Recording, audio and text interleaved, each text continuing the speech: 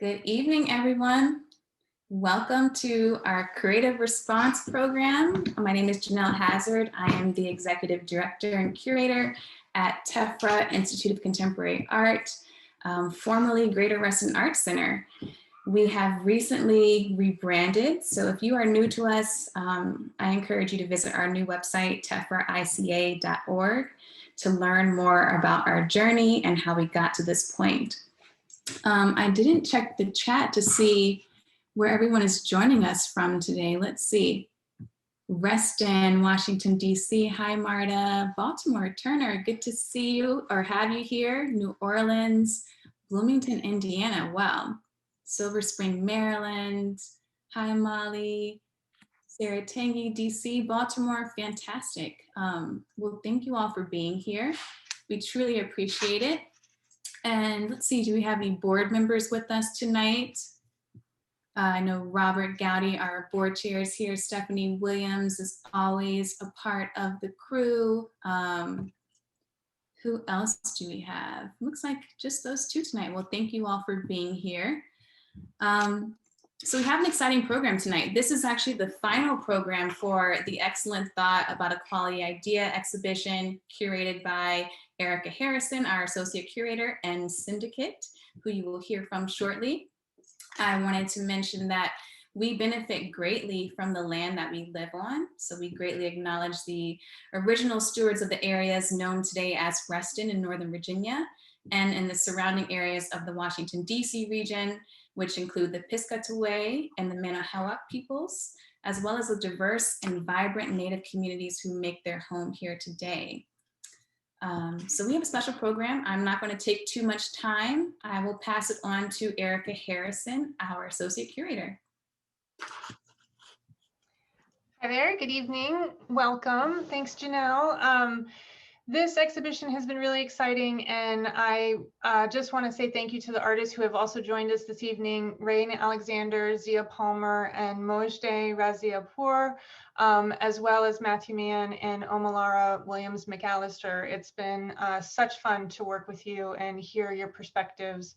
Tefra Institute of Contemporary Art presents the Mary B. Howard Invitational as a group exhibition where we invite outside curators alongside myself to shepherd the creation of new works. And for this iteration, we had the pleasure of working with Tim and Zoe because of their dynamic partnership as the Syndicate Projects. And Syndicate Project is a creative, self-funded endeavor that emphasizes and extends collaborative practices as artists and educators. Their interest in the intersections of art, community, and education makes it crucial to work both in and outside of the university system. Syndicate is a platform that includes artists, projects, and creative community conversations between cultural advocators, artists, and their co-conspirators. The Syndicate Project was founded with an interest in discussing socio-political and cultural issues that affect arts and artists. So I do wish to turn this over to Sarah Behrens, our Education and Public Programs Manager, to tell us a little bit about the Insights program tonight, and then we will hear from Tim and Zoe. Thank you. All right, hi everyone. Thank you for joining us. So the Insights program provides an academic perspective of the work on view in the gallery from curators and other academics of major art institutions. Past speakers have included curators from the National Portrait Gallery, the Smithsonian National Museum of American History, and the National Gallery of Art, as well as independent curators. The Insights program is free and open to the public and is sponsored by Reston Community Centers. Thank you, RCC. All right, I'm going to go ahead and turn it over to Zoe and Tim to lead us into tonight's program. Thank you so much, Sarah. Thank you. And thank you to Janelle and to Erica. Let us start sharing our screen. Let's grab that up here. Make sure we have the correct slide. Fantastic. Welcome, everyone. Thank you so much for joining us tonight. Tim, we're just going to jump right in. Yes. Hi, everyone, and thank you. As Erica mentioned Syndicate is a collaborative project developed by us. It is a project that morphs and changes, but at the end of the day, it's a collaborative art project. We conduct studio visits, we give joint artist talks, we moderate panels, and develop programming as a team. And as Erica stated, and this is a creative self-funded endeavor, and it really does extend our creative practices, our collaborative practices as artists and educators. We have been working together for a little over 18 years at American University. We were hired in 2003. The pursuit of Syndicate is to foster these kinds of community conversations, and we hope that it extends all the things that we have enjoyed doing at our university in our program. So at the center of Syndicate is our shared research interests in gender, sexuality, race, and their multiple economies. It's a platform that allows us to invite artists to respond quickly and typically outside of their typical practice. We can, yeah, I don't think I need to say more than that, Zoe, right? The responses are aesthetic, culturally relevant, often topical. The social capital of Syndicate is collaboration and cooperation. And we have to get artists to trust us because we're often asking them to work outside of their typical practice. Yeah. And so, as we've said, we work in a variety of ways. We have many legs to Syndicate. We do different kinds of projects. We host dinner conversations. We curate projects like the one at Tefra. And we also work collaboratively with other artist-run initiatives throughout the United States. And what we do is we actually take our academic research into the public realm. And really it's to show, what we do, what other artists do, and also show the learners that we work with at American that critical thinking and creative problem solving, visual literacy, and community building are skills that are applicable and absolutely necessary as a citizen artist. We're very much committed to what it means to engage sociocultural concerns artistically. And in the arts, creativity and collaboration are just as important as solitary time creating artwork. So we like to be transparent that this is a self-funded project. We literally put our own money into the project every month. We often get invited to be visiting artists and talk about Syndicate. And whenever we are asked to be visiting artists, we put all of that money into Syndicate as well. We have been getting grants are listed here, some big, some small, some that we didn't actually even apply for. The Bell Foundation came as a surprise. So these are some of the ways that we funded Syndicate. And if you have other questions about that, just definitely let us know. We thought we're happy to, be even further transparent with numbers and let you know all of those specs. But here's the call. Here's the call for submissions and for an excellent thought about a quality idea. This is part of the Mary B. Howard Invitational. And we like to show folks the way that we write for an announcement. This is really about realizing something that artists have done before that they thought was a very good idea, but we wanted to create a space for people to dig back into that idea and to find some other nuggets, if you will. We, as I mentioned before, the project changes and shifts, and for the last year, we've been operating in other institutions' spaces. So we're often asked to organize shows or exhibitions as a team. This year, we organized a project for the Baltimore Museum of Art's Salon, and that's called The Why of the Why Not.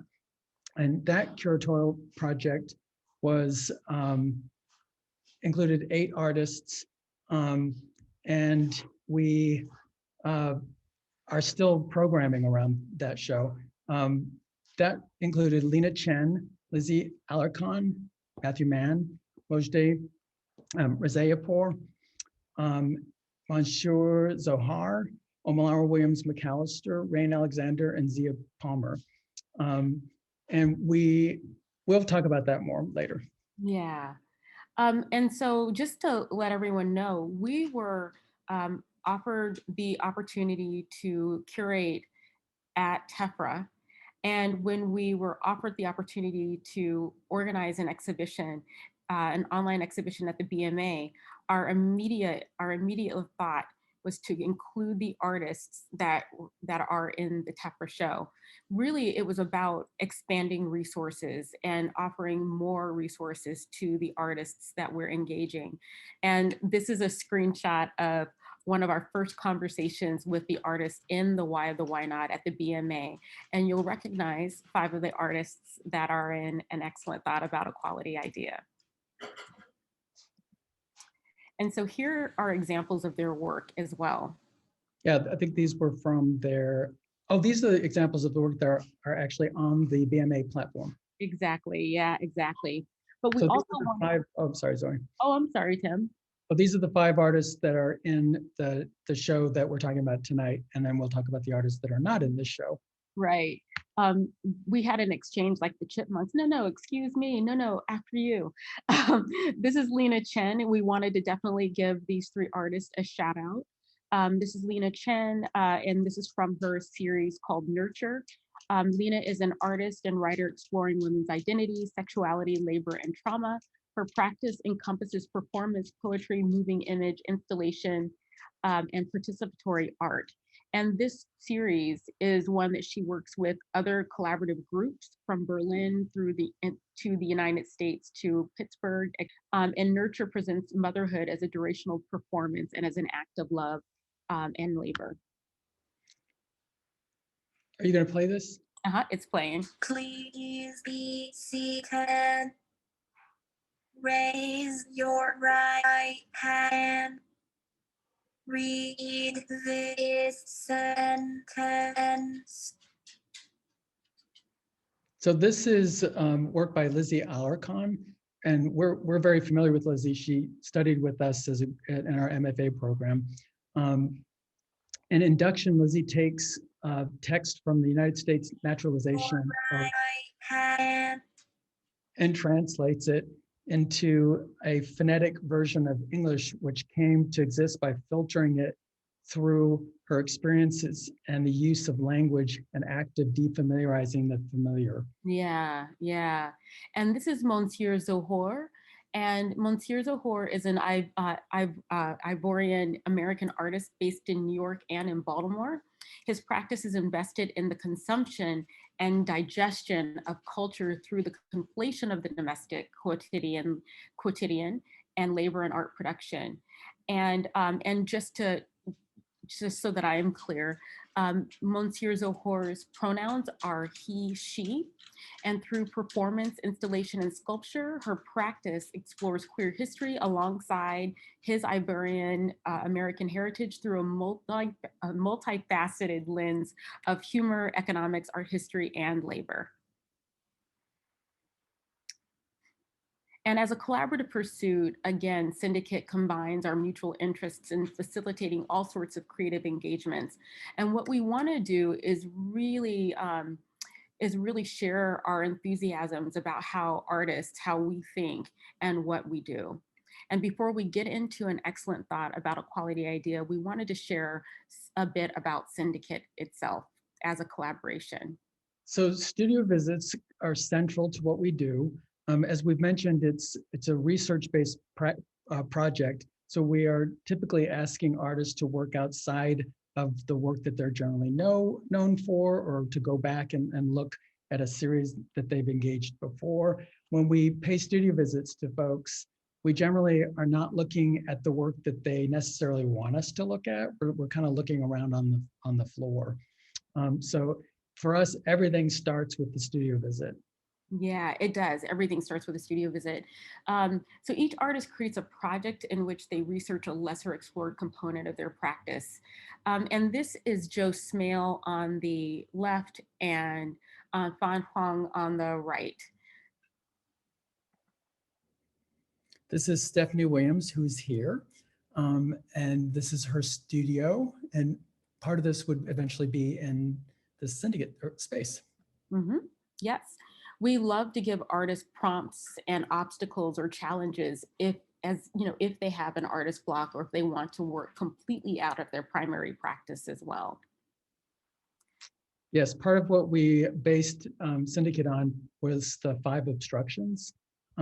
If you know that film, the Lars von Trier film, where he asked a filmmaker to remake his film 5 times. So if artists don't have a problem, we're ready to make one for them. We're ready to create a problem or an obstacle. This is Zemra Biener and Leslie Smith III. And Zimra is in Calgary, Alberta, Canada right now, and Leslie is living and working at Madison, Wisconsin. And both artists were, for their syndicate project, reconsidered the presentation models of their work and the objects in their work. This is A. Preston Mint on the left. He lives in San Francisco. And Roscoe Lachey, that the last we knew, he lived in Baltimore. Both of these artists investigate ways to expand their drawing practices. They start within a traditional framework and then work away. And, so we always start with studio visits, as Tim said, but the pandemic presented a challenge. And so all of our studio visits were actually online, and they happened over Zoom, through email, on the phone.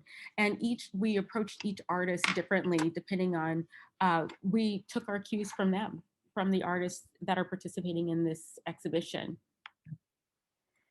And that was our talk with our studio visit with Zia Palmer.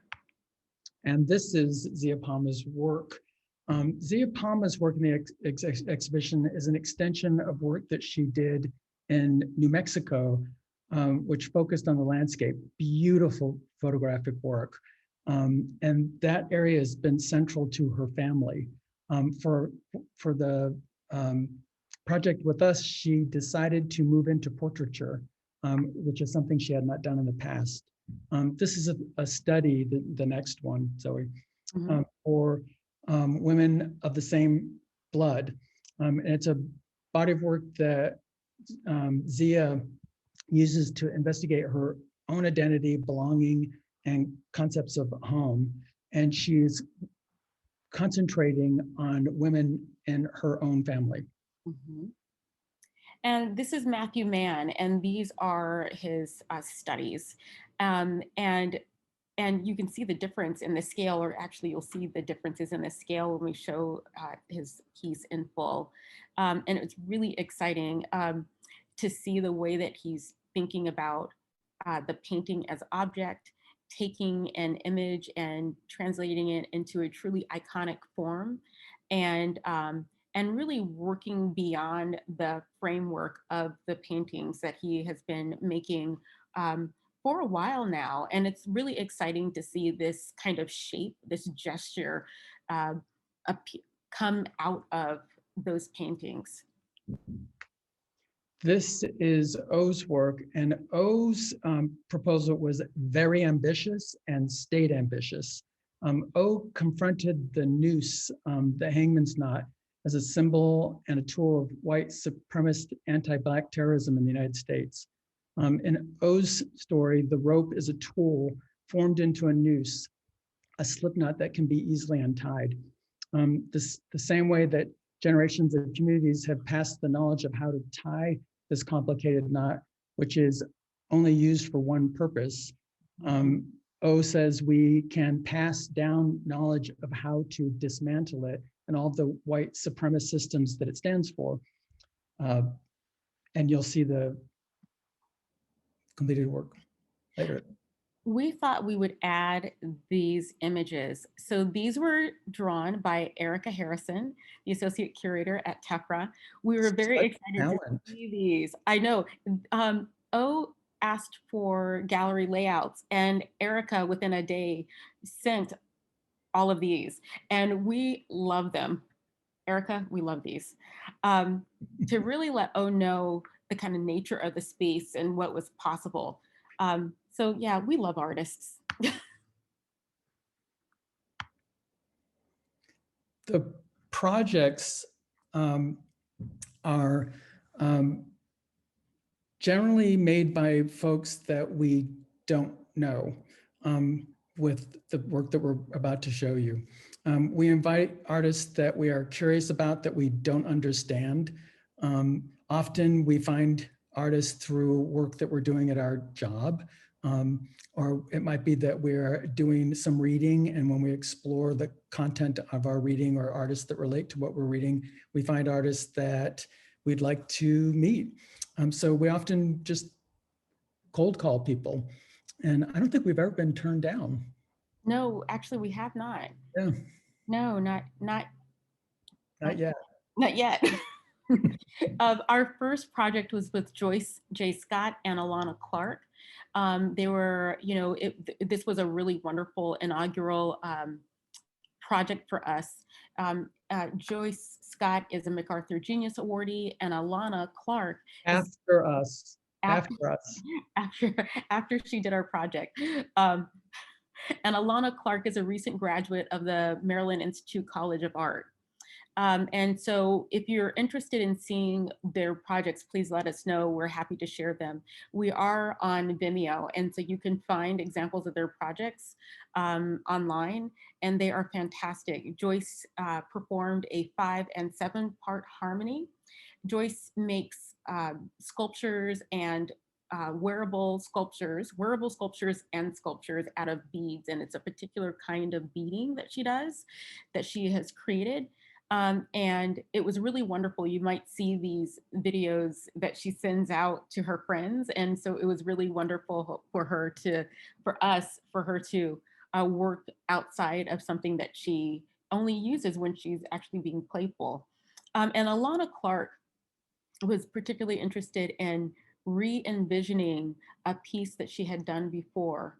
And she was interested heavily at the time in thinking about Black femme heavy bodies and relationships of power and sexuality. And this is an amazing video that I hope that you take the time to watch in its entirety. Yes, it is an incredible, really moving, I think it's a challenging video. It definitely. This is Chet Pancake's work, and Chet collages YouTube sourced clips of East Coast fracking sites and excerpts of Pennsylvania-based anti-fracking activist Vera Scoggins' protest. And Vera is something else. And because we spend time with these projects, we're very familiar with Vera now. And this is another one that it takes a very special kind of person to do the work that Vera does. And this kind of work is really suitable for our project because this is not commercial whatsoever. Yeah. And it's also a very personal topic for Chet because Right. his family is in spaces where fracking dominates the landscape. And strangely, Chet's family has actually participated in fracking, which is against Chet's own politic. Yeah.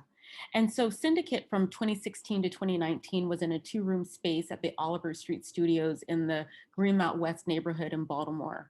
And the space allowed us, as we said earlier, to bring in 2 different artists in a contextual pairing. And sometimes the artist's primary work is related conceptually or through materials. The artist projects we organize really do emphasize context making, and it extends the micro conversations that occur between artist practices and their content. And what it does, we hope, is broaden the possibilities of the read simply through associations. So the art responds, reacts, and questions, it provokes, and it can be used as a way to bring people together. And as in the case of Cindy Chang and Chini Celebrado Royer. Right. With Cindy and Chini, they had overlapping interests, and Zoe and I decided to invite them to syndicate separately. And when they showed up, we asked them to collaborate on a piece together because we saw overlaps in their work. And since they have actually continued their collaboration. We research artist practices and we read something sometimes theoretical or philosophical to prepare questions for public conversations. And in the 2017 syndicate cycle, our collaborative efforts extended more into the DC Baltimore art community and beyond. So this is Miller and Schellebarger, and they are Chicago-based artists. They're a collaborative team. They're actually a couple. We did not know anything about them personally, but we were very curious about their work.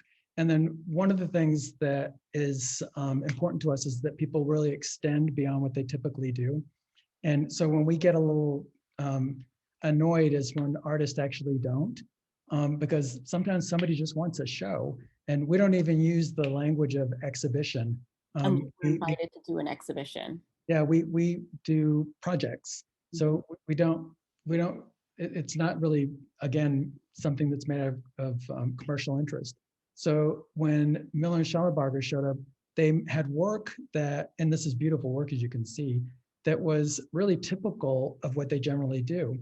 But what we didn't know is when they concluded the exhibition, they were so moved that we approached them as strangers in our project that they burned the work so that it could only be shown in our project, and then split the ashes with us so that we could both collaborate in the future. Exactly.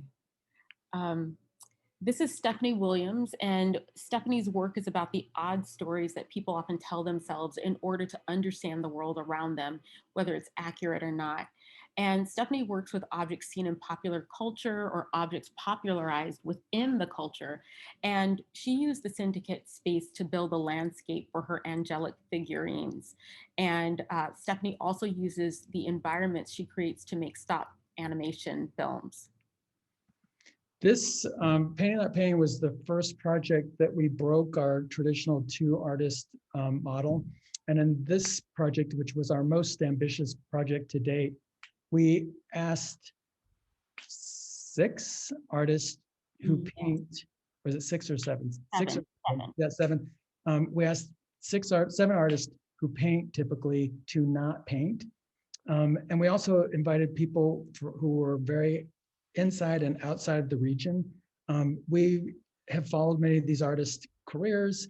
Some of us some of them have let us know that this show is extremely important to them and shifts in their work. And one of them is Joe Smale. And we were really excited when she acknowledged that. And she recently had a show at the Baltimore Museum of Art and credited the Syndicate Project with expanding the vocabulary, the visual vocabulary around the work that she's making now. We invited James Mayhew, who is a Baltimore-based social practice and performance artist, a curator and co-founder of Space Camp Gallery and Life After Boring Studios and Residency, to curate a series of performances. And this series gives Syndicate even more nimbleness by allowing us to respond immediately to current events should artists want to work in performance art. And it's important to note that the first round of the Friday performance series, none of those artists were performers or made performance art. And if they did, it was a very minor component of their practice. Right. And James is an educator as well. Right. His work is collaborative, interdisciplinary, concerned with ecological systems, and he's really interested in the kind of queering of space and nature. Yeah. This is Kristen Anker, who was the first person in the Friday performance series, and this is from her Magic Movie series, which is a live visual and audio performance with modified projectors and found 16 millimeter film. And this is by Joseph Farah and Jordan Sanford. And it was called Desiderium. And it was a ritual performed by Joseph and Jordan in reflection of the shooting in Orlando. And it explores trauma, grief, and healing through the potential liminality implicit in magic rituals.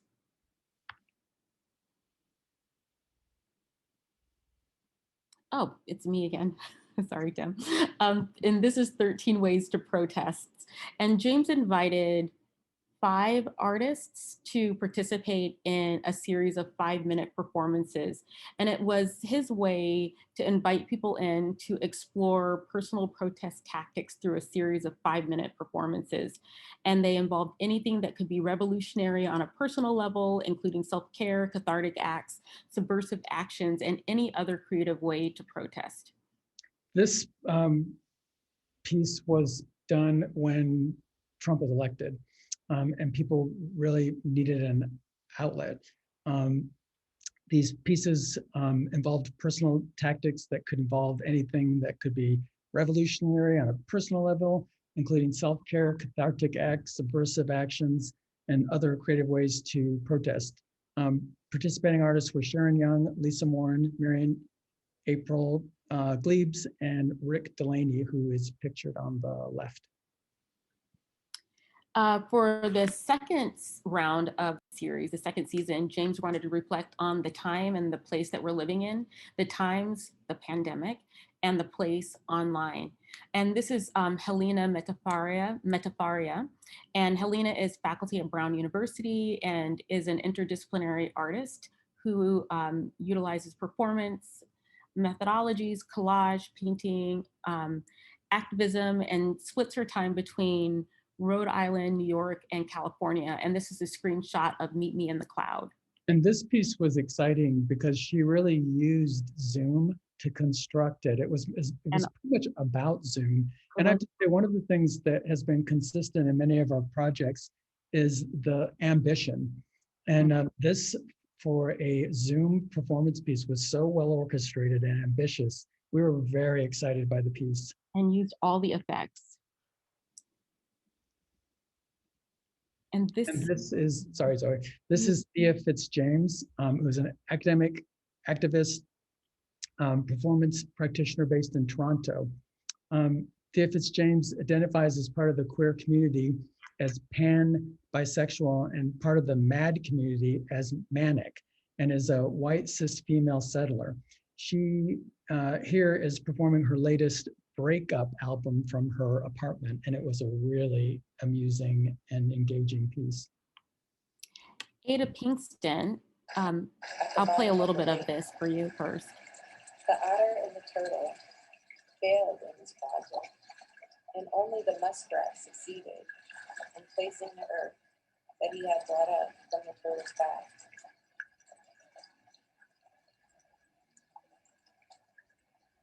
At that moment,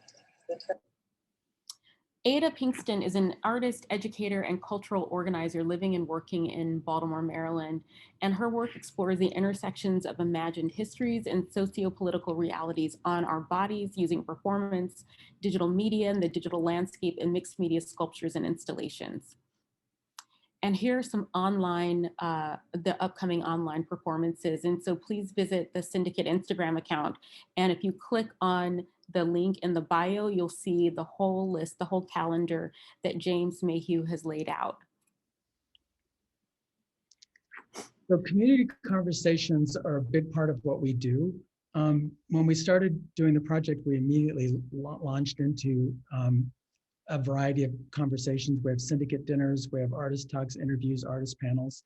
And one of the things that was very clear to us very early on is people actually don't get to talk about or engage with ideas around their work that often. These are the 3 primary categories. Yeah, one of the more rewarding components of our programming happens at those dinners between artists and cultural activators. So between 10 and 15 community members come to these dinners, including the invited artists, and the guests hold conversations that are inherent to the artist's work, whether it's content, process, or materials.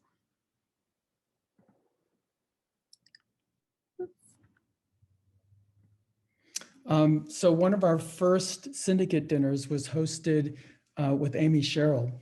And this was Amy Sherrill's first Tubman dinner and our first syndicate dinner. And this was in the Oliver Street Studios. We discussed credit and debt from the book Undercommons, which is written by Fred Moten and Steve Harney. And a little bit about these conversations. An important component of them is the style.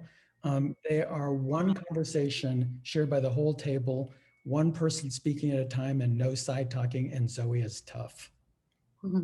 No side talking, stop. And this is another one of those community conversations dinners that was inspired by Nate Larson's syndicate project called The Watershed Moment, a Centroid Towns project. And Nate's work is largely concerned with social documentary and is concerned with the historical research, the data mining, and community partnerships. Joe Orzal is an artist that's based in the DC area and a beloved artist. And he had a project at the Washington Project for the Arts. And we thought that they could have an interesting conversation together. Their work was actually speaking about similar concerns. And he explored his ideas through pedagogical and historical lenses. And it was that was an exciting conversation. And the image on the right is from Muted Horn, which is based in Cleveland, Ohio. And we read Derrida's response to Derrida's essay, Treatise on Hospitality. Which was chosen by the hosts. And essentially what happens in this article is the visitors are hostile, they take over in a hostile way, and we were the visitors. Which is what the guests do. They continue in here, that's what happens. It's a good thing. We were invited by Ray Gun Lab Projects, the Regions and Mulberry Project, to engage with communities in Australia and South Queensland. This project was held in a small town with it was less than 500 inhabitants. Yeah. Nabi, which is in Queensland. We co-organized the syndicate dinner with intergenerational, ethnically and racially diverse, multi-gendered, multi-generational group of 30 participants. It was the largest syndicate dinner up to date. And participants spanned religious, spiritual beliefs, sexualities, included immigrant communities, Congolese, Iranian, multiple Australian First Nation members, and white rural and urban Australians from neighboring towns. It was a very dynamic. It's dynamic. Yeah. And in terms of representation, we and our co-host, which was the Mulberry Project, which was a community, is a community organization, and you can find them on Instagram through the Syndicate Project, and the Regions, which was a government funded initiative, and Ray Gun Labs, another artist-run initiative based in Toowoomba, Australia. But we were all diligent in making sure that this conversation carried the spirit of the Syndicate Project, that art, space, and the politics of opportunity can be used, given, manipulated, bogarted, shared, democratized to uplift, undermine, and engage, and support communities and ideas. And we continue to collaborate with regional artists, national artists, international artists, artists of all levels of their career, in the Syndicate Project. And we're just going to move through these last few slides fairly quickly because we want to get to an excellent thought about a quality idea. So we have panels as well. And this panel was the second part of a panel that was hosted at American University. We don't have to talk about this one, Zoe, but Yeah. panels are very central to what we do, and I think we are kind of running out of time. And Tim, it was the third. Was it the third? On abstraction, but this was the second one. That was the second one, but there are three. Yeah. Right. So we also do artist talks and artist interviews. And the Walters Art Museum collaborated with Syndicate to host Bonnie Kalora at their museum. And she gave a talk in response to objects within their permanent collection. And we partner with many different institutions. Mm-hmm. This is yours.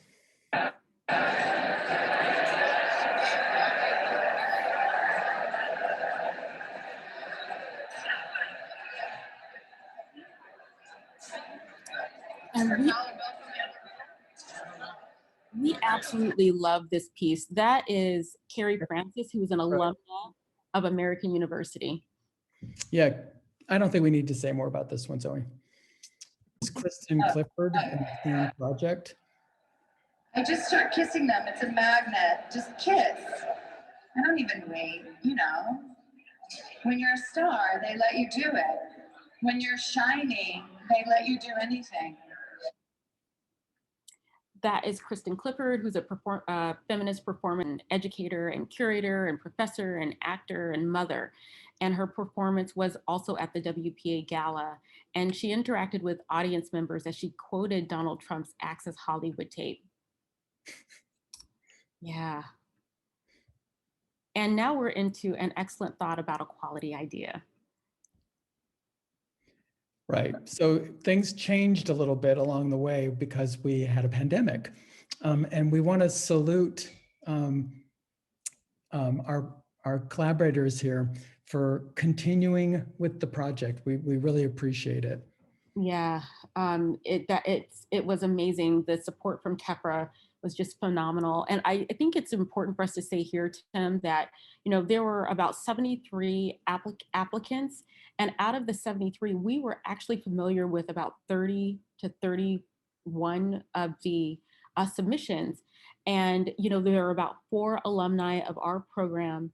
And some of the other artists that we were familiar with we were either in group shows with them, or we had organized group exhibitions, or they had come through the university, or we had gone to their institution or organization initiative, or we could have done 5 times as many artists. There were great applicants. We were just overwhelmed by the quality. And also I have to just say for transparency that this show is well supported. Artists get a really good stipend. It was the $1,000 stipend, $250 for conversations. It was so well supported, and we don't see that. We definitely don't see that. And I also just, you know, we want to give a shout out to other organizations that we have moved in and out of, like the Trawick Prize, the GLB Memorial Fund, the DC Commission of Arts and Humanities, the Maryland State Arts Council, Transformer, MAP, the Greater Baltimore Cultural Alliance, the Sondheim Prize, the WPA. I mean, there are so many ways to be engaged, to keep engaged, and to become familiar with so many artists within the region that are working in dynamic ways in the region. And this, there's this little video, which I think was so cute. I love the logo that y'all made for TEFRA. But here's the layout of the exhibition for those of you that have not gone to see the show yet. And yeah, again, we're just really just so honored, and we were relieved that TEFRA wanted to continue to host this exhibition and did not turn it into a virtual exhibition. It's so important to see your work realized in the space. And for artists like and like Mojde, it's really important to have the space to realize these pieces, right? Because it responds to the site. This is Rain Alexander. And we're gonna move through these because we want to leave time for questions, and also the artist interviews and images are well documented on the TEFRA site.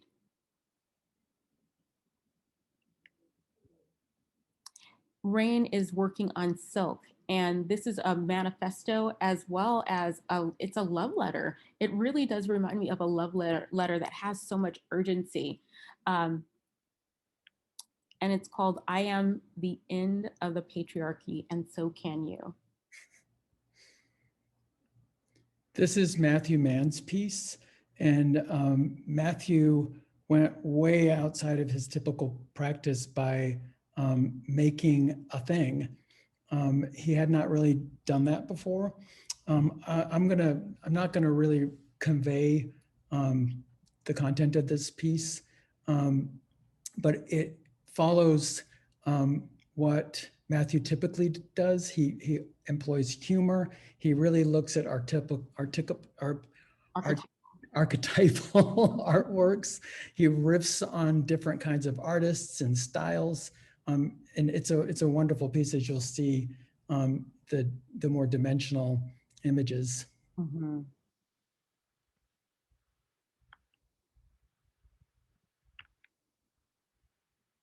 And Isabel Manalo gave a creative response to both Rain and Matthew's work, and it was quite beautiful. And you'll find that on Tefra's YouTube page. This is Omalara Williams McAllister, and O's work is heartful and heartbreaking and hopeful at the same time. And it requires participation. It requires you to engage, interact with this piece. And so the top of it says, "What's to stop us from pulling it all down?" And the response that O is given is nothing. Go ahead, touch it, try it, take it into your hands. And we thought it would be important to play a little bit of the clip of O's creative response, the creative response Rob Farrell did about O's work.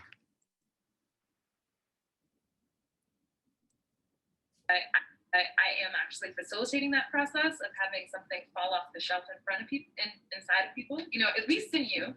And that's important to me because you are a person who can hold me accountable to whether or not this work, you know, as an artist in the art world, I could say like, yeah, this is what I'm trying to do. I want to connect this to organizing, and people who aren't in organizing would be like, this is great.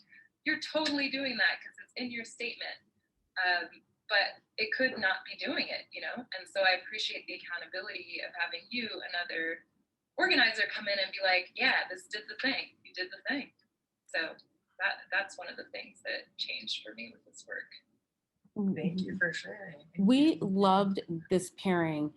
O is an artist, a conjurer, a cultural activator, an organizer, and activist. And to pair O with Rob Farrell, who is also an artist and activist and organizer, was really impactful. And the conversation was so rich. And Rob's contribution was one about what it means to organize, what it means to find a political home. This is Zia Palmer's work. She made tintypes, and these are beautiful pieces. She also explored language in a way that she had never previously. She engaged 15 women that descended from her great grandmother through 4 generations. Mm-hmm. She asked each member of the family that she was engaging to answer a series of questions to extrapolate on their experiences with identity, culture, and heritage. And the family members she approached aren't typically asked these questions. Mm-hmm. The work explored the varied feelings and experiences of women from the same blood. It's a really special piece. Definitely, definitely. And this is a side view, so you could really see the image of Zia's tintype.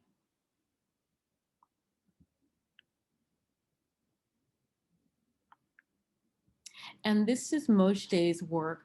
What's exciting about Mojdeh's work, there's so many things that are exciting about it.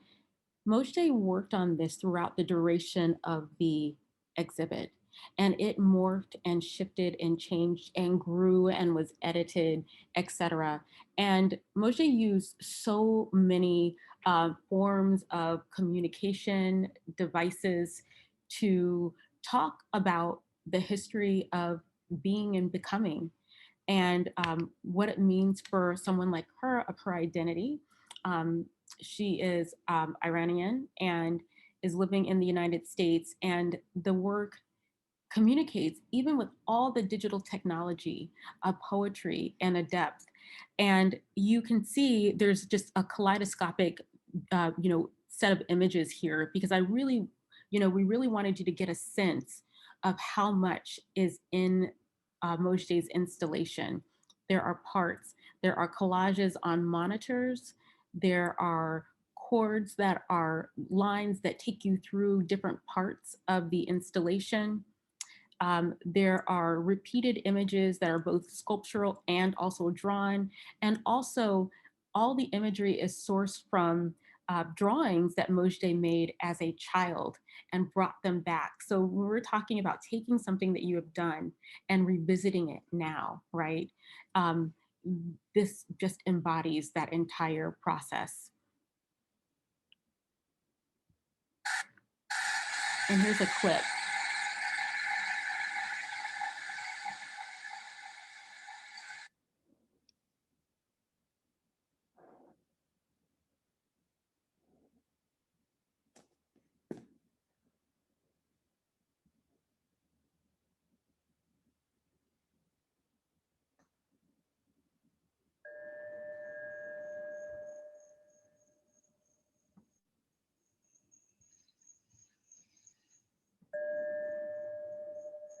Mojde also collaborated with several musicians to bring the sound elements into the piece as well.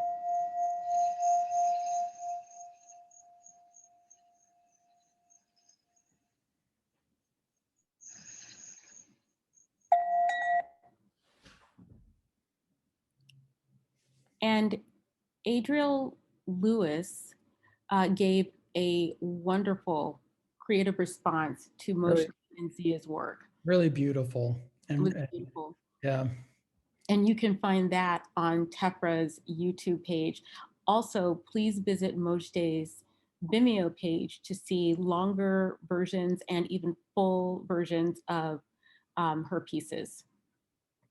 So that's it. Yeah. And we have some time for questions. We talked with our hosts and we're willing to stay a little longer and happy to. So if you have questions, we would love to answer them. Definitely. Robert.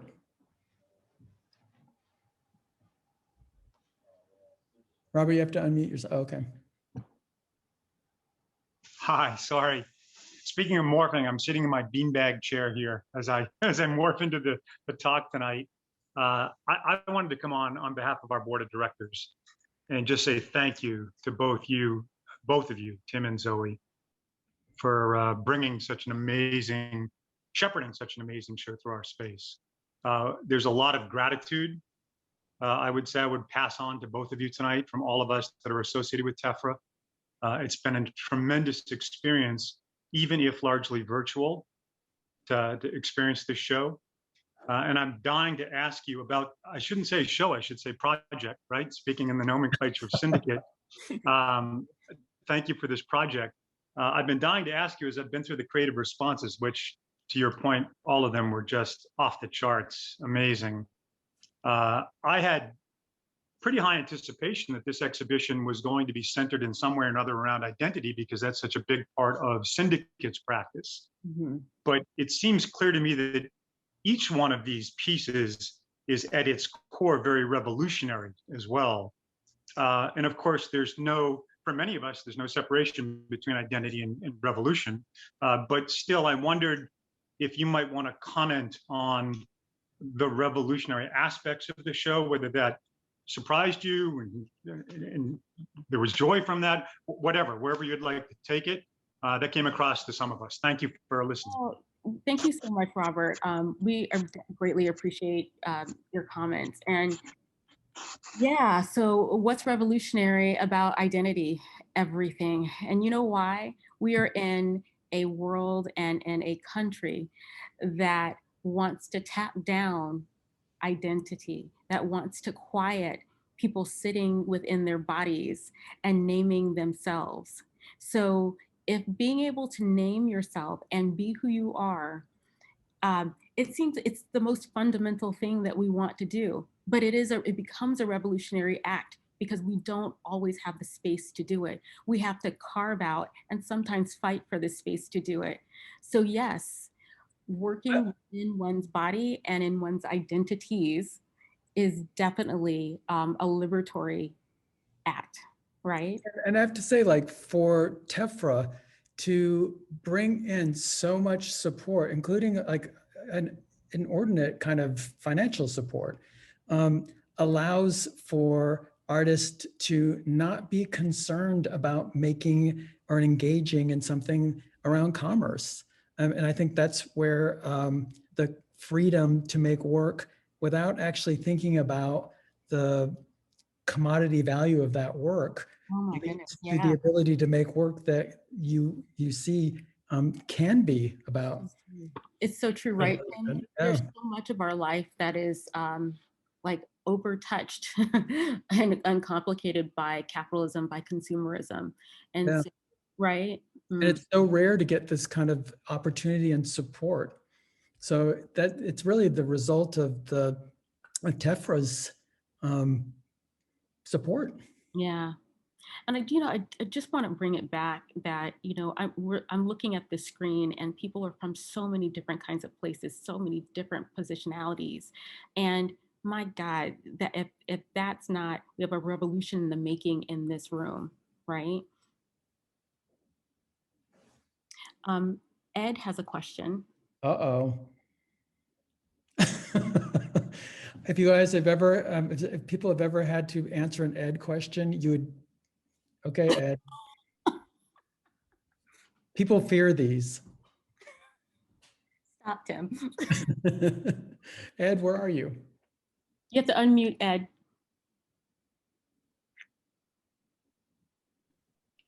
Hi.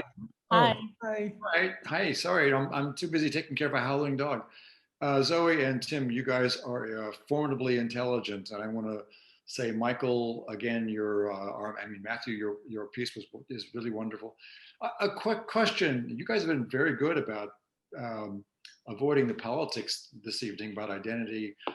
Can you talk a little bit about the current change? Can you talk about Biden's use or disuse of the word alien, for example, in terms of identity?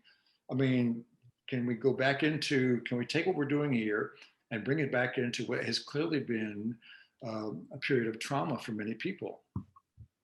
I was actually going to say that. I think that there was a kind of catharsis during Inauguration Day, and I think many people had to really acknowledge that we've been traumatized. Yeah, I think you're absolutely right. And it's true. And I think to the point of Rob Barrow's creative response about O's work is that, what do we do with that trauma? What we do, and what do we do with this, new presidency, right? We don't get swayed, we don't get lazy, and we continue to organize and we continue to work. And we continue to make work about the things that are most important to us. And for these artists, it centers on where they are and who they are, right?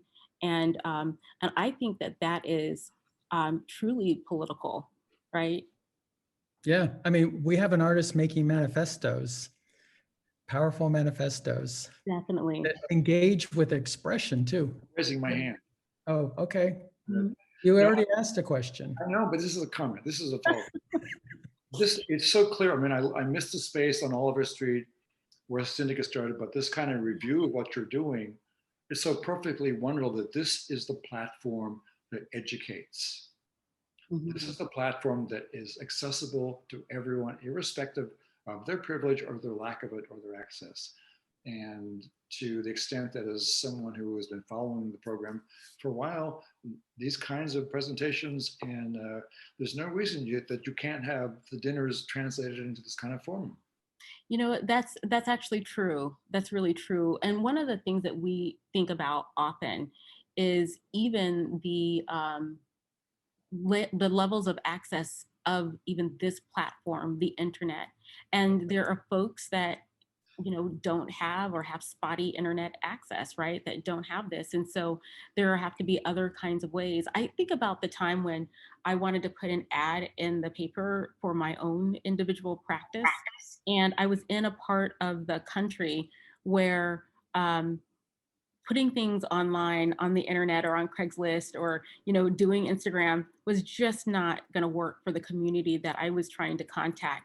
And what actually worked were the sheets with the tabs that you rip off and you have the phone number. So I had to actually give my phone number in order to contact. And so even this platform, as open as it is it really still not accessible. But in terms of the kind of educational component of this, I mean, and we tend to not always use the term educational or academic. We really are squarely centered around pedagogy because learning happens everywhere and between everyone, that even our roles shifts as learners who are in front or learners who are in audience. And so, pedagogy is so important to our pursuit that we can't help but wrap in all of these other ways of getting to information, teasing out politics, teasing out content. So thank you, Ed. And Ed, we actually have done some virtual syndicate dinners. We actually had one with our Australian. At 5 o'clock in the morning. Right. Yeah, it was really, their dinner and our breakfast. Yeah. I remember that. Yes, I do. Thank you. That was intense. I have a question to Sure. Mm-hmm. I have a question to just add on to Ed's, I think. To echo Robert's sentiments, it has been such a pleasure working with you, Zoe and Tim. We often talk about you all as the dynamic duo. You all are the epitome of that phrase, and you provide such great energy and intimacy when it comes to the artist and your work, and it's really refreshing. And so I'm curious because we've noticed the TEFRA ICA team when working with you that connection and relationships and these one-on-one conversations are really important to your work. And I know we experienced, when the pandemic hit, things looked very different when it came to working with the artist. I heard this a lot during the beginning of the pandemic when people would give advice to artists on, what to do or, how to continue your work. But I'm hoping that we're nearing the end of this situation. So I'm curious to hear what your advice may be to artists, and you as artists yourselves. Perhaps you can share what you think these next several months should look like for artists, or what should they be doing differently, or are they still going to the studio, or just curious to see what your take is in terms of artist practice during this time. Mm-hmm, mm-hmm. Yeah, that's a tricky one. I mean, I think that no practice really looks the same. Definitely not. And it also, it's strange about this time.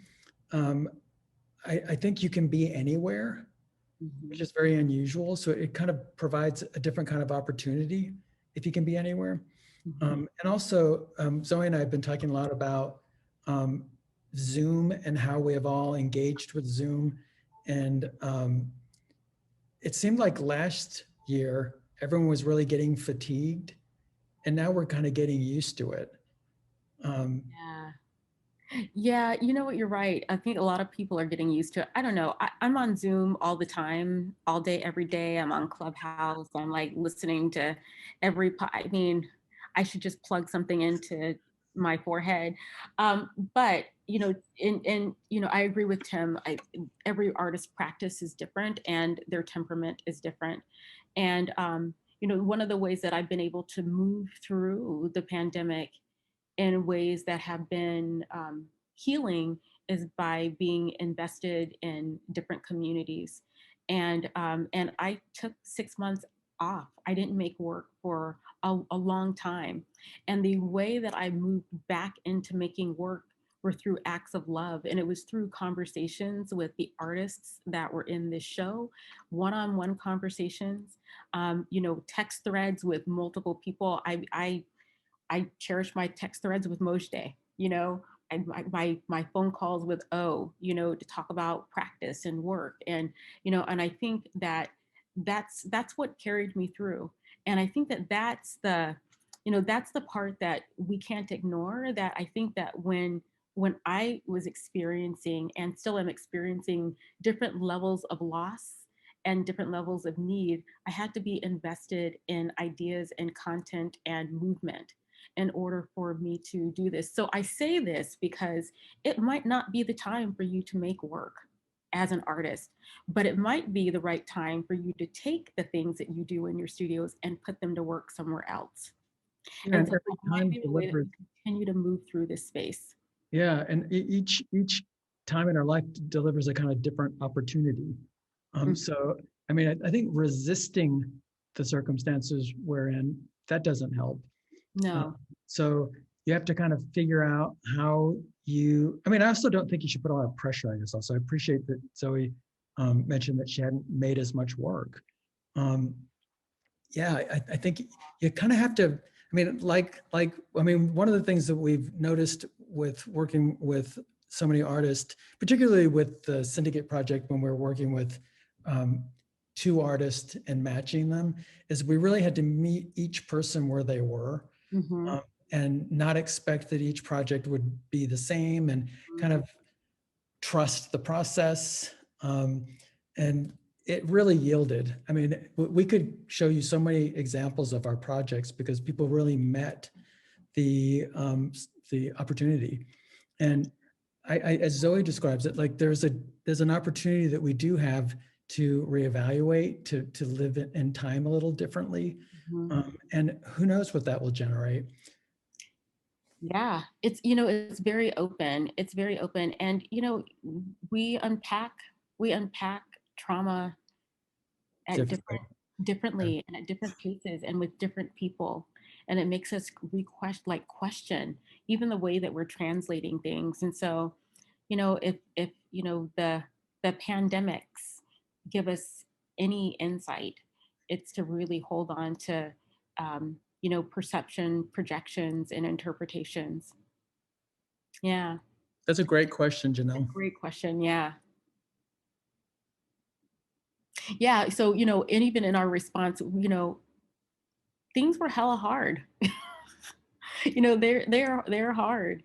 And the thing is, when you do these multiple projects, we're working on projects that will come out next year. In 2022, yeah. They don't stop. So we've been still doing work that is invisible. So, and the pandemic did not make it easier. No. But we still move. So could I jump in on that and ask what keeps you motivated to continue doing the work? Is it the people? Is it the process? Is it both? It's both of those. Yeah, I think curiosity. I mean, and also, I mean, I know you all probably been hearing this a lot in conversations throughout the year, but it's really nice to have a partner and an accountability partner too. So accountability buddy. Yeah, and like I think we really enjoy working with each other. We challenge each other. We surprise each other. And those are all really motivating. And we also like give each other a lot of space for our own interests. And they're generally really independent. Yeah. Interest and opinions. And one of the other things, and yeah, so the people and the process we both love that. We love a good challenge. And a good surprise. And a good surprise. Love somebody we don't know. Just in the space of, I mean, if we can apply how we work, Tim, and to other areas, one of the things that we do, because we give each other latitude, we have a lot of space for latitude. And I think a lot of interesting ways that forgiveness functions in our relationship. And I just lost my damn thought, but it was gonna be good, and it was good while I was thinking about it. We work together at a university. I was gonna say we're co-workers at a university too. Tim, we have veto power, and I think that's right. Veto power. I mean, talk about that. The veto power. Even the word power is such a problematic thing, but we give space to say no. And there's so one person can say, I don't really want to do that. And that's where the conversation ends. Exactly. So we have absolute, and we don't really use it very often, which is the funny thing, but we have it. No, we don't. But you know what? We do meet each other where we are a lot, and so when there's resistance anywhere, we acknowledge that. And we are painful processors too. And we will talk through things ad nauseum. I don't know if that makes us good colleagues or interesting educators or anything like that, but we will process something at nauseum. Yep, for a long time. And I highly recommend it. Yeah. Well, I remember at the beginning of this exhibition, you guys came back with the prompt like really quickly, and it was fully formed. And I remember thinking, how did they do that? Do you want to get into that a little bit? Like, I know it's way in the beginning, but this is a crazy thing that we do. So we have this weird habit, and so this is a little like another, we write together on the same document. So we actually can do that. And I don't know how we developed this, but it actually does make us work rather quickly. And we do it in a weirdly kind of seamless way. So we just kind of move in and out, and it's pretty smooth. Yeah, it is. Definitely, it is. We have a running list of titles. We have a running list of ideas. We have packets of readings that we pass back and forth. I mean, right now we're reading A Billion Black Anthropocenes. We don't know anything about this, but we thought that it was really curious. And so we just moved right into it. Yeah, Janelle, it's definitely a symbiotic relationship. And it's, and I think, to the point that we were making earlier with your question, Janelle, too, and I'm glad we have this other way through Erica's question to answer that. We have to make a lot of space. And I think that that's a real important component of the relationship that we've built. And it's taken 18 years to do it. So, that's not to be taken lightly, right? And, yeah, so anytime you have a long-standing relationship with someone, you find the ways. And you also have the support of your communities, everybody else in your communities that give you insight. Spouses For sure. And our spouses get along. They like each other. That's helpful. They talk about us. Yeah, they do. They have their own thing. Right. Yeah. Are they the syndicate widows where you guys are out all the time and they have to hang out? No, they like each other. They'll only join if the other one's there, typically. Yeah. That's really funny. But yeah. Yeah.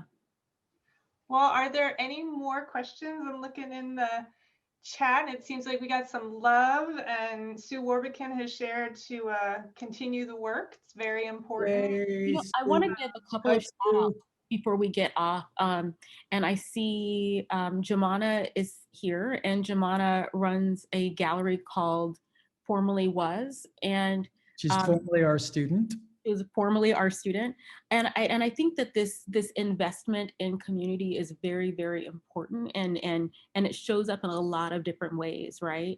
And Marta is here, and Marta runs Latella Projects, Latella Gallery, and the GLB Memorial Fund. Lots of opportunities. For other artists, and so we're just in an extremely dynamic city that where artists are making opportunities for each other and giving back in the most impactful ways, and often in ways, as Tim talked about earlier, it's kind of invisible ways, right?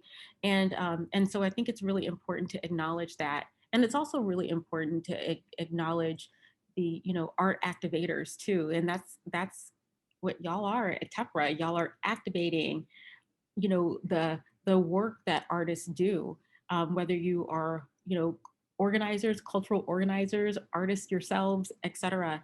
And so there's a grand, great art ecosystem that, all parts of it have to be, understood and nourished and challenged. And we love your artist response series. We think if you wouldn't have thought of it, we would have stolen it. I know. It's a wonderful series, a great idea. Oh, great. It's the kind of programming that people really love and want. We love it. We love it. We love it. So I think we're at our time. I think Unless we someone has are. another question, we're happy to answer something if someone Yeah. has something else. Yeah. I have a question. Sure. It seems in your presentation that you went from showing these amazing pairings, this getting more group inclusive, you know, with your dinners, with then this performance series that might be individual or pairing, but then this show is multiple artists in the same place over the same amount of time in the same container of time. What is next? It almost felt like this scale, right, of your presentation was showing how you are scaling your multidisciplinary cross collaborative projects. Are you scaling that further in your next projects? Gosh, that's a great question.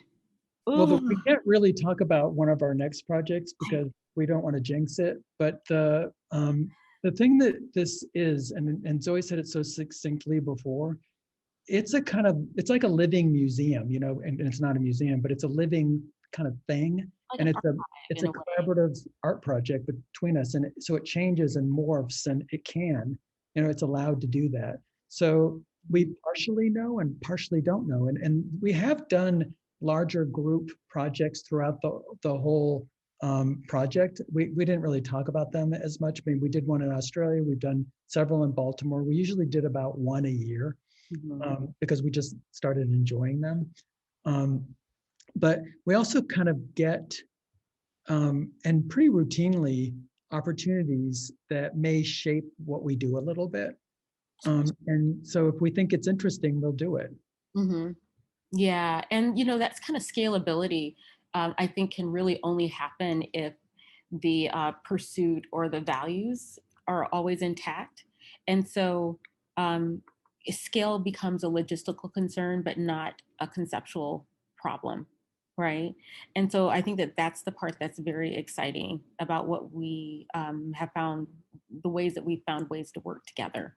That's a really good question because we did not think that the Nabi Australia one would work. We had no idea. We almost didn't know what we were walking into. It was so big.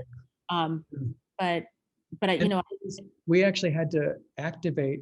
Remember, Zoe, we had to activate. It was too big for us. Because we typically work in groups that are no bigger than 10 or 12. 12, and there were 30. So we actually had to trust that we could bring other people into the project, and it went very well. It went extremely well. So yeah, you know, that's a really great question. And one of the other things, Marta, that's helpful is within a given year, we do things at a lot of different scales intentionally so that we always remember, you know, what's actually important for, like, what are our shared things, and we don't, you know, so that we don't get completely trapped into something else. But it's, you know, sometimes we run into hiccups and we realize that a certain scale absolutely doesn't work because it has too many parts, or even sometimes not enough parts, right? And I think that, right, I know Tim is laughing, you know, and even a project like An Excellent Thought About a Quality Idea, it had multiple partners because the artists participating were collaborators as well. And so, you know, that's another example of a large scale, you know, project. And so it was, you know, artists working with other artists within an institutional framework, right? And so, you know, that's also can be really tricky too. And we all have our different motivations for why we do it. Yeah. Yeah, I think just what's fantastic about how organic Syndicate is and bringing this to Tefra, it feels that together Syndicate partnering with Tefra is setting the stage for what institutions can be considering as collaborative to support living artists in the moment. And I think that would be really amazing to continue, and to see you two trailblaze that is phenomenal, particularly at Tefra as they rebrand. It just feels, all of it feels very intentional in such a important moment. Yeah. Well, thank you. Thank you.